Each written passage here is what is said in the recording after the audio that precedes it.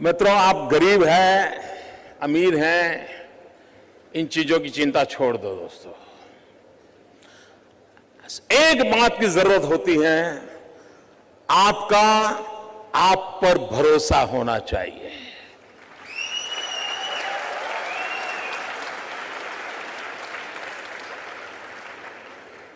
मित्रों, मेरे परिवार में 7 पीढ़ी में राजनीति का रवि मालूम नहीं है। मेरे परिवार में कोई राजनीति क्या होती कुछ पता नहीं मेरे परिवार में। और मेरा बैकग्राउंड भी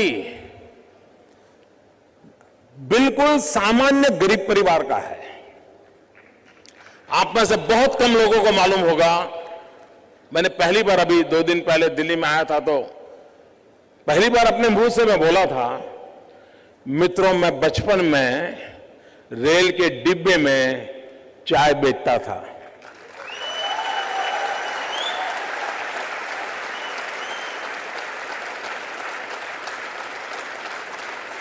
और आज आपके सामने खड़ा हूं।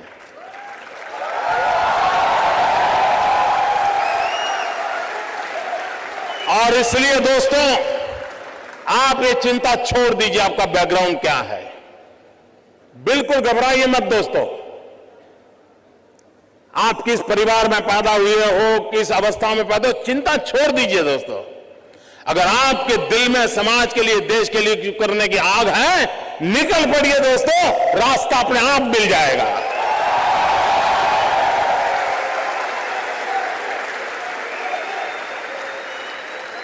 लेकिन मित्रों, लेना, पाना, बनना, ये ख्वाब लेके चलोगे तो ख्वाब ख्वाब ही रह जाएगा। लेकिन देने के मिजाज से निकलोगे तो दुनिया आपके चरण चूमने लग जाएगी। ये मैं आपको विश्वास देता हूं।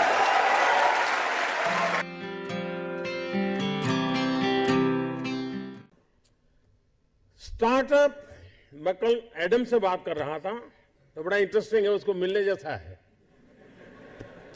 उसको हिंदुस्तान की स्पिरिचुअल दुनिया में बड़ा इंटरेस्ट है। लेकिन उसने मुझे एक बात अच्छी बताई। वो कह रहा है जो पैसे कमाने के इरादे से आता है वो कभी स्टार्टअप कर ही नहीं सकता है।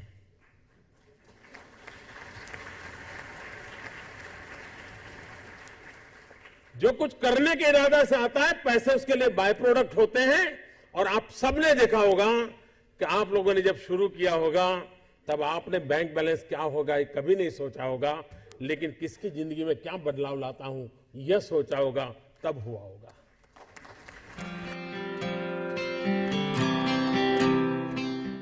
मित्रों, कभी कभी नौजवानों की जिंदगी में कठिनाई आती है। सुबह अगर किसी क्रिकेटर की अखबार में फोटो देख ली, उसकी बड़ी वाहवाही हुई देख ली, तो मन करता है यार क्रिकेटर बनना अच्छा होगा। दोपहर को किसी टीवी चैनल पर किसी फिल्मी कलाकार का नाम रोशन दिखता रहा तो मन करता नहीं यार ये अच्छा है। शाम को किसी डॉक्टर ने बहुत अच्छा काम किया है देख लिया तो मन करता है यार ये अच्छा है। यानी कई नौजवान मिलेंगे आपको, हफ्ते में 3 नई नई योजनाएं बताएंगे और आप भी परेशान हो गए। यार पिछले हफ्ते तो कह रहा था कि मुझे बिजनेसमैन बनना है और इस हफ्ते कह रहा है नहीं मुझे तो पॉलिटिशियन बनना है। मित्रों, ज्यादातर लोग ऐसे हैं जिनकी इच्छाएं रोज जन्म लेती हैं और ज्यादातर इच्छाओं का बाल मृत्यु हो जाता है। मित्रों, ऐसी क्या इच्छा होती है जिसका बाल मृत्यु हो जाए? कुछ लोगों की तो इच्छा ऐसी होती है जिसका गर्भधारण ही नहीं होता।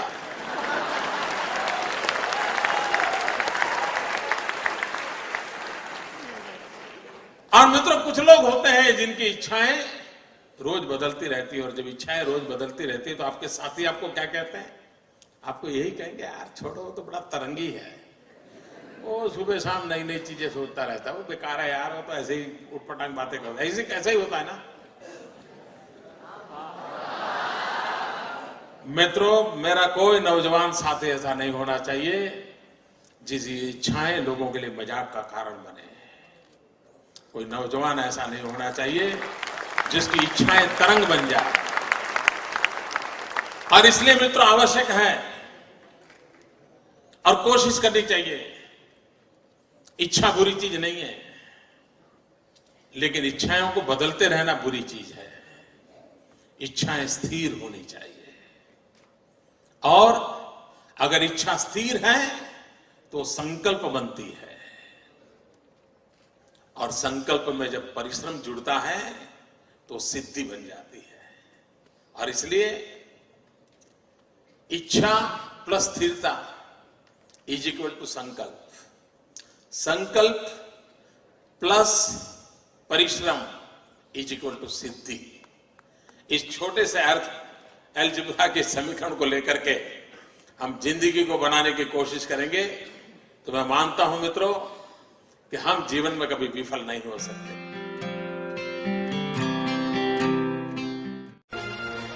मैं मेरे नगर वड़नगर से कभी कभी ट्रेन के अंदर विसनगर जाया करता था।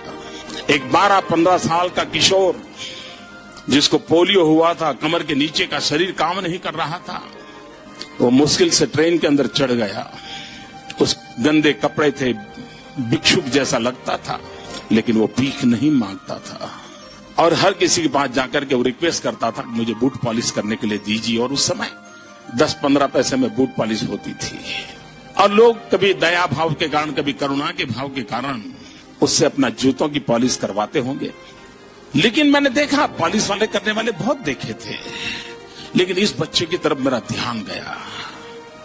मैं देख रहा था क्या कर रहा है। उसने क्या किया, अपने गंदे टूटे फूले झोले में से उस दिन का टाइम्स ऑफ इंडिया निकाला और उस पर लिखा था, ग्राहक के प्रति उसने लिखा था कि आज का दिन बहुत ही शुभ हो, आपकी यात्रा शुभ हो, आपके सारे काम सिद्ध हो। अंग्रेजी में उसने एक छोटा वाक्य लिखा था। और जैसे ही उसने जूते दिए पॉलिश करने के लिए, तो इसने उनके हाथ में टाइम्स ऑफ इंडिया पकड़ा दिया। उस ग्राहक को भी लगा कि 10 पैसे में पॉलिश हो रही है और 1 रुपये का अखबार पढ़ने को मिल जाता है। इस घटना को मैं देख रहा था तो मैंने उस बालक को पूछा, मैंने कहा भाई तुम हो कौन? बोले मैं कर्नाटक का हूं, कोई परिवार में है नहीं, मेरी शरीर की हालत अच्छी नहीं है, लेकिन मैं सम्मान से जीना चाहता हूं, इसलिए मैं यहां पहुंच गया हूं, करते करते काम कर रहा हूं। और बोले मैं लोगों की सबसे अधिक सेवा करना चाहता हूं। बोले हर दिन सुबह एक टाइम्स ऑफ इंडिया खरीद लेता हूं और दिन भर में 25-30 लोगों की जब पॉलिश करता हूं, 5 मिनट 7 मिनट पॉलिश करता हूं, उतनी देर वो अखबार पढ़ लेते हैं और मुझे आशीर्वाद भी देते हैं, पैसे भी देते हैं। मैंने इस दृश्य को देखा तब मुझे गीता पूरी तरह समझ आ गई। मुझे लगा इसको कहते हैं योग कर्मसु कौशलम। पॉलिश करने वाले काम को उसने योग बना करके जिस प्रकार से उसमें प्रोफेशनलिज्म ला करके काम किया था, और यही तो योग कर्मसु कौशलम है, जो जिंदगी को जोड़ देता है, कार्य में जीवन को जोक देता है। वो यौगिक अवस्था को प्राप्त करके जीवन में एक अद्भुत अनुभूति का एहसास करता है।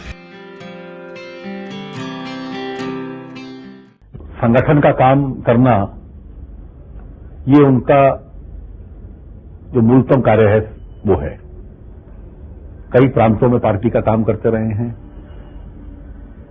और जिन लोगों के साथ काम करते रहे हैं उनको भी लगता है कि वो टफ टास्क मास्टर हैं, डिसिप्लिनरियन हैं, नए नए आइडियाज उनको सूझते हैं।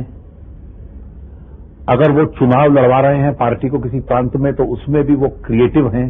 संगठन को और मजबूत कैसे बनाना, पार्टी का नेटवर्क और कैसे, या उसका बेस कैसे और भी ब्रॉड बनाना, वो उसमें अच्छी तरह से उनकी शक्ति का वो उपयोग करते हैं। ऑर्गेनाइजेशन तो बहुत अच्छा करते ही हैं, इसलिए तो यहाँ भी काफी ऑर्गेनाइजेशनल ड्यूटीज उनको दी जाती है। So that there is no question that he is a very good organiser. राजनीतिक के रूप में मैं ये मान सकता हूँ कि उनकी और हमारी विचारधारा में चाहे जितनी भी भिन्नता हो, पर वो अपनी विचारधारा के प्रति प्रतिबद्ध राजनीतिक हैं। और उनके बारे में जो आम धारणा है वो ये है कि संगठन के में उनकी बड़ी अच्छी पकड़ है।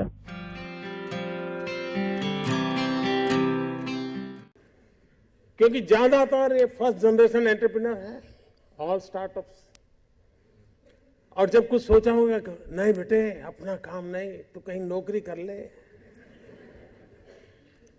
शुरू में जब दोस्तों ने सुना होगा, बहुत मजाक उड़ाया होगा, उपहास किया होगा, जाते आते आपको उसी उपनाम से सुनाते होंगे, ये कुछ करने वाला है, ये करने वाला है। फिर एक पल आया होगा, सारी दौर विरोध हुआ होगा, सब दौर परिवार के लोगों ने विरोध किया होगा, नहीं ये नहीं करना है, जाओ कमाओ, नौकरी कर लो, देखो उसका पहचान है, वो नेताजी को जानते हैं, जाओ उसको मिल लो।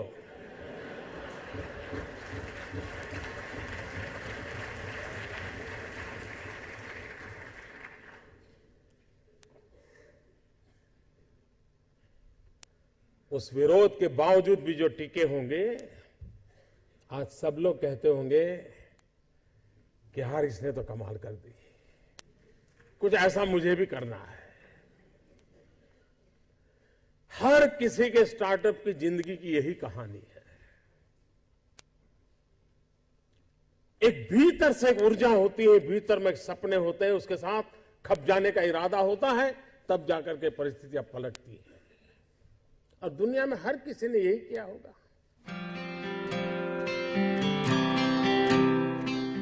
आपके जीवन में आप उस अवस्था में है, उस अवस्था में इतना पसीना बहाना चाहिए, इतना पसीना बहाना चाहिए, साथियों को लगना चाहिए कि यार ये एक बड़ा अवसर ऐसा है, खुद मेहनत करता है तो और औरों को कभी कहना नहीं पड़ता है, तो सब लोग दौड़ते हैं। आप अगर बोर्ड लगाओगे एक समय पर ऑफिस आना चाहिए, उसकी उतनी ताकत नहीं है कि आप समय के पहले 5 मिनट पहुंच जाए, उसकी ताकत है। आप अफसरों को कहेंगे भाई सप्ताह में 1 दिन दौरा करना चाहिए, रात को गांव में रुकना चाहिए, 2 दिन रुकना चाहिए, उतनी ताकत नहीं है कि जब तक हम जाकर के रुके।